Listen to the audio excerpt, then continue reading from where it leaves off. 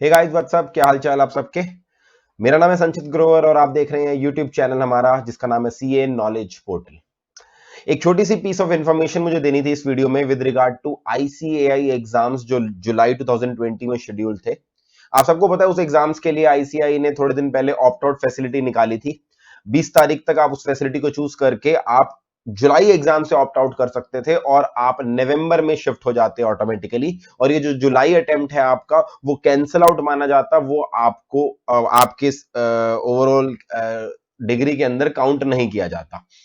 तो इस particular case के अंदर पीस ऑफ इंफॉर्मेशन ये है कि इस ऑप्ट आउट फैसिलिटी के अगेंस्ट एक पीआईएल फाइल हुई है। पीआईएल फाइल हुई थी 23 जून परसों, और कल 24 जून को ऑलमोस्ट ऑलमोस्ट सारी बड़ी बड़ी जो ऑनलाइन न्यूज पोर्टल्स हैं या जो हमारी न्यूज जो फिजिकल न्यूज़पेपर्स भी आते हैं उन सब ने इस न्यूज को रिपोर्ट किया था कि पीआईएल फाइल हो गई आईसीएआई एग्जाम्स के अगेंस्ट। अब इस पीआईएल की इंफॉर्मेशन शायद एक दिन बीत चुका है, शायद आपने ऑलरेडी सुन ली होगी, तो मैं इस वीडियो में आपको इस पीआईएल के बारे में इन्फॉर्म करने नहीं आया था। वो आई एज्यूम शायद आप में से काफी लोगों को ऑलरेडी पता लग गई होगी। ये पीआईएल फाइल किसने करी है? इंडिया वाइड पेरेंट्स एसोसिएशन ने। तो कोई सीए स्टूडेंट या कोई सीए फैकल्टी नहीं है जिसने पीआईएल फाइल करी है, India wide India wide parents association ने फाइल करी है, जो ऑलरेडी सीबीएसई और आईसीएसई की जो पीआईएल्स चल रही है उसमें एक पार्टी टू द पीआईएल है। तो ये जो सीबीएसई के कंटेक्स्ट में पीआईएल चल रही है और आईसीएसई बोर्ड के कंटेक्स्ट में बॉम्बे हाई कोर्ट में चल रही है, वो सेपरेट पीआईएल्स हैं। ये आईसीआई की पीआईएल सेपरेट फाइल हुई है, मगर उसी एसोसिएशन ने फाइल किया है, इंडिया वाइड पेरेंट्स एसोसिएशन ने। अब इस पीआईएल के आने के बाद कल मैंने इसके ऊपर कोई वीडियो नहीं बनाई थी। उसका कारण क्या था वो मैं आपको अभी वीडियो में आगे बताऊंगा कि कल मैंने इस पे वीडियो क्यों नहीं बनाई थी। मगर कर एक इंटरेस्टिंग चीज हुई, इस पीआईएल की इंफॉर्मेशन मुझे किसी स्टूडेंट ने इंस्टाग्राम पे भेजी। कमेंट सेक्शन में भी कल आ रहा था, यूट्यूब के अंदर सारे बता रहे थे कि सर ऐसे से एक पीआईएल फाइल हुई है। तो मेरे को कल इंस्टाग्राम पे किसी ने मैसेज भेजा फुल ऑन पूरे जोश के साथ, सर देखो पीआईएल फाइल हुई है, अब तो हम आईसीआई की बैंड बज जाएगी, आईसीआई को पोस्टपोन करनी पड़ेंगे, ये मानते नहीं है, ये है वो है। मतलब इतना लंबा चौड़ा मैसेज आया। उसके बाद मैंने सिर्फ उस स्टूडेंट से एक चीज पूछी मजे लेने के लिए कि डू यू नो पीआईएल के अंदर ग्राउंड्स क्या है, किन ग्राउंड्स के ऊपर आईसीआई के एग्जाम्स को कैंसिल करने के लिए बोला गया। बच्चा फुल फॉर्म में, नहीं सर ग्राउंड ये है कि हमारी लाइफ को खतरा है, ये है वो, मतलब वो जनरल आर्ग्यूमेंट्स देने लग गया। The fact of the matter is, जब भी आप पीआईएल फाइल करते हो, जो आम तौर पे आप आम भाषा में आर्ग्यूमेंट्स लेते हो, वो आर्ग्यूमेंट्स कोर्ट में नहीं चलते। तो मुझे बड़ा अजीब लगा इस कंटेक्स्ट में कि हम सारे सीए स्टूडेंट्स आजकल इतने एक्टिव हैं सोशल मीडिया पे, आईसीआई को क्रिटिसाइज कर रहे हैं। मैं उस डिस्कशन में नहीं जा रहा आईसीआई को क्रिटिसाइज करना चाहिए या नहीं करना चाहिए। मैं अपनी पिछली वीडियोस में बोलता रहता हूं कि ICAI should not be criticise for this, the situation should be criticise for it. But फिर भी मैं देखता हूँ सोशल मीडिया पे काफी स्टूडेंट्स लगे हुए हैं आईसीआई को क्रिटिसाइज करने में, उसके बीच में नहीं जाते। मैं आपको सिर्फ इतना बोलना चाह रहा हूं कि being chartered accountant student, problem क्या है, दुनिया हमसे एक्सपेक्ट करती है कि हमें लॉ के बारे में पता होगा।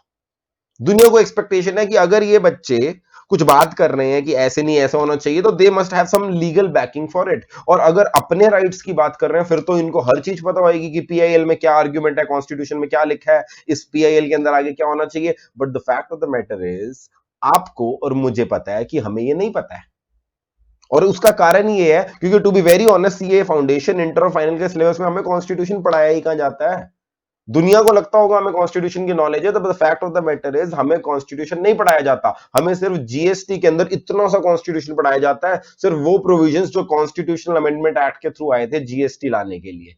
तो ये चीज तो आपको और मुझे पता है कि हमें कॉन्स्टिट्यूशन नहीं पढ़ाई जाती, मगर दुनिया को कौन समझाए जो हमसे एक्सपेक्ट करती हैं कि हमें सब चीज पता होगी। तो इस वीडियो में मैं क्या एड्रेस करने वाला हूं, इस वीडियो में मैं डिस्कस करूंगा कि वो कौन से लीगल ग्राउंड्स हैं, वो कौन सा आर्टिकल ऑफ द कॉन्स्टिट्यूशन है जिसके बेसिस पर पीआईएल फाइल हुई है आईसीआई एग्जाम्स के अगेंस्ट, और उस पीआईएल में एक्चुअली डिमांड क्या किया गया है।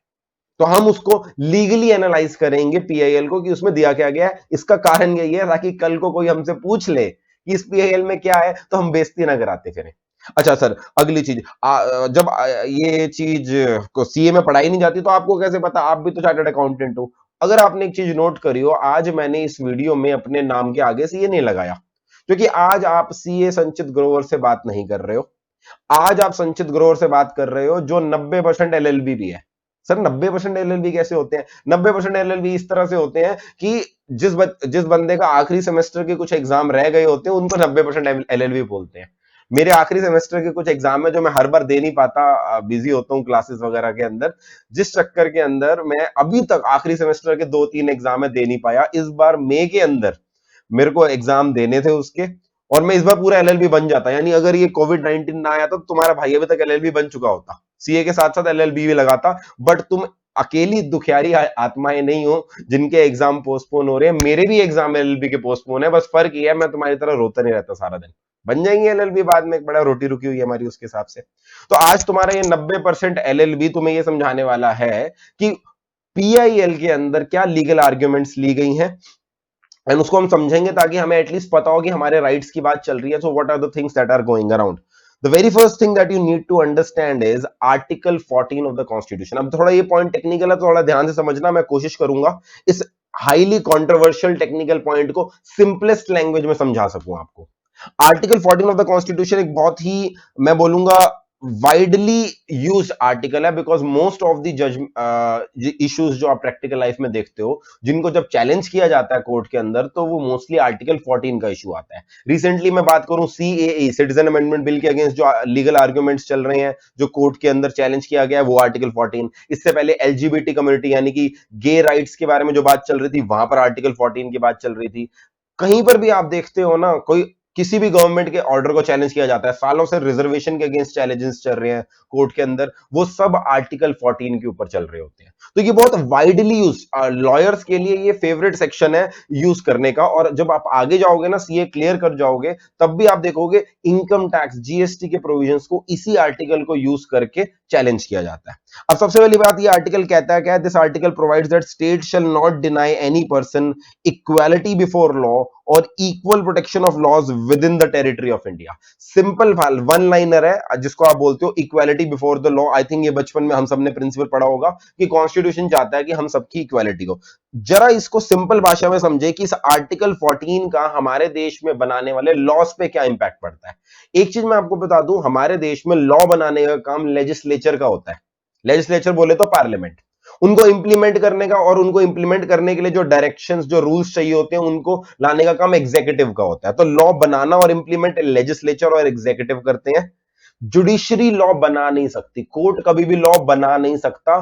कोर्ट सिर्फ एक बने हुए लॉ को चेक कर सकता है कि क्या वो जो लॉ लेजिस्लेचर या एग्जीक्यूटिव ने बनाया है वो अनकॉन्स्टिट्यूशनल तो नहीं है, या वो नेचुरल प्रिंसिपल्स ऑफ लॉ के अगेंस्ट तो नहीं है, जनरल प्रिंसिपल्स ऑफ जस्टिस बोलते हैं, उसके अगेंस्ट तो नहीं है। सो पीआईएल अगर फाइल हुई है ना आईसीआई के एग्जाम्स के अगेंस्ट, वहां पर ये नहीं बोल सकते कोर्ट को कि आप एग्जाम में ऐसा कर दो वैसा कर दो। कोर्ट हद से हद ये बोल सकती है कि आईसीआई का जो डिसीजन है, आईसीआई का एक्शन एग्जीक्यूटिव एक्शन है, उस एक्शन को वो नलीफाई कर सकती है और आईसीआई को सजेशन दे सकती है कि ऐसा नहीं ऐसा करो।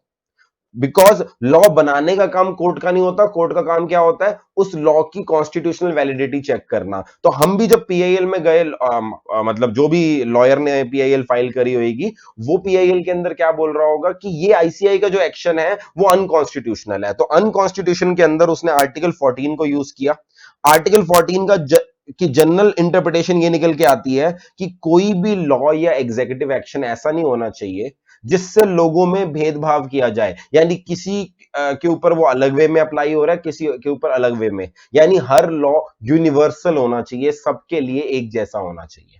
This is the general principle of article 14। Her law को इस आर्टिकल के कंटेक्स्ट में टेस्ट किया जाता है, मगर इस आर्टिकल की कुछ एक्सेप्शंस होती हैं। एक्सेप्शंस का मतलब क्या हुआ? वो केसेस जब किसी लॉ में, किसी रेगुलेशन में, कोई भी लॉ मेकिंग बॉडी अलग अलग लोगों के लिए अलग अलग लॉ बना सकती है, उनकी अलग अलग लीगल राइट्स बना सकती है। देयर आर सर्टेन एक्सेप्शंस, मगर वो दो एक्सेप्शंस हैं, principle of reasonable classification and principle of non arbitrariness. ये दो प्रिंसिपल हैं जिनको आपको जस्टिफाई करना पड़ता है whenever you make any law, जिसमें कुछ लोगों का फायदा, कुछ लोगों का नुकसान, या कुछ लोगों की लीगल राइट्स अलग, कुछ लोगों की लीगल राइट्स अलग हो रही होती हैं। अब आईसीआई एग्जाम्स की बात करूं, जैसी ऑप्ट आउट फैसिलिटी की बात आएगी, कुछ स्टूडेंट्स का मई, ये जो अपना जुलाई अटेम्प्ट है, ये रह जाएगा, उनको नवंबर में देना पड़ेगा। कुछ भी हो, कैंसल माना जा रहा है, उसमें आपकी एग्जामिशन कैरी फॉरवर्ड कर जा रही है, 6 महीने तो गए ना आपके। ऑन दी अदर हैंड अगर एग्जाम होते हैं तो जो दूसरा बच्चा है वो जुलाई में क्या कर देगा, एग्जाम दे देगा। कहीं ना कहीं आईसीआई की सेक्शन से दो तरह के बच्चे डिवाइड हो गए, एक वो जो जुलाई में एग्जाम देंगे, एक वो जो जुलाई में एग्जाम नहीं देंगे। दोनों के लीगल राइट्स, दोनों के कॉन्सिक्वेंसेज अलग हो गए। इसीलिए इस पीआईएल के अंदर जो पहला आर्टिकल इन्वोक किया गया है वो है आर्टिकल 14। अब क्या ऐसा लॉ बन सकता है? यस। पहला केस होता है अगर प्रिंसिपल ऑफ रीजनेबल क्लासिफिकेशन, अगर वो जो बॉडी है जिसने वो लॉ पास किया है वो जस्टिफाई कर दे कि ये अलग अलग क्लासिफिकेशन करने का कोई रीजनेबल रीजन था, तो उस केस में आर्टिकल 14 अप्लाई नहीं करता। Many Supreme Court in many judgments has held that Article 14 permits reasonable classification of persons, objects, transactions by the state for the purpose of achieving specific ends that help in the development of the society. यानी state को जो भी body है या जो हमारी government है वो अगर ये जस्टिफाई कर दे कि इस डिसीजन से के पीछे कारण ये है, तो और वो कारण रीजनेबल लगा कोर्ट को, तो कोर्ट इवन इफ अलग अलग लीगल राइट्स बन रही हैं उसको आर्टिकल 14 के वॉयलेटिव नहीं मानेगा। यहां पर एक बहुत ही इंपॉर्टेंट वर्ड आता है, एलएलबी में तो बहुत समय पढ़ाया जाता है इसको, इंटेलिजिबल डिफरेंशिया। अब ये बहुत वाइड स्कोप है, इसके अंदर हजारों जजमेंट्स हैं, मैं ज्यादा डिटेल में नहीं जा रहा, मगर सिंपल भाषा में बोलूं तो इसका मतलब होता है रैशनल ऑब्जेक्टिव। बेसिकली आर्टिकल 14 में कॉन्स्टिट्यूशनैलिटी को प्रूव करने के लिए जो लॉ मेकिंग बॉडी है उसको जस्टिफाई करना पड़ता है कि what was the objective behind this particular piece of regulation, और क्या वो क्लासिफिकेशन जो हमने क्रिएट करी है उस ऑब्जेक्टिव को अचीव कर रही है या नहीं। दूसरा प्रिंसिपल जो आजकल फेमस हो गया है वो है प्रिंसिपल ऑफ नॉन आर्बिट्रीनेस। ये प्रिंसिपल क्या कहता है? ये प्रिंसिपल कहता है कि अगर कोई भी लॉ जो बनाया गया है या कोई भी रेगुलेशन जो किसी एग्जीक्यूटिव बॉडी ने बनाई है वो आर्बिट्री है तो वो अनकॉन्स्टिट्यूशनल होगी। अब ये आर्बिट्री वर्ड क्या होता है? सिंपल भाषा में बोलूं तो आर्बिट्री का मतलब वही होता है which is without any logic, which is without any rational.